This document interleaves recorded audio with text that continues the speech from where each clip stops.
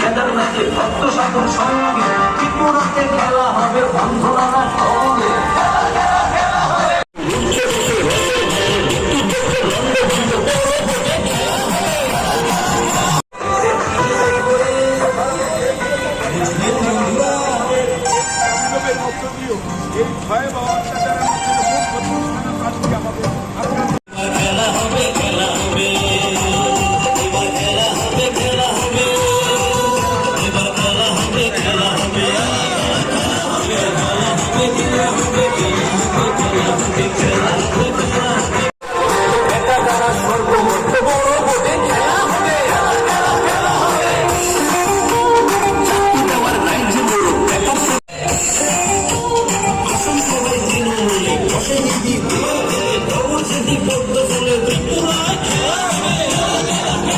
নিরাপত্তা দেবে এটা কোনোদিন আমরা পাইনি।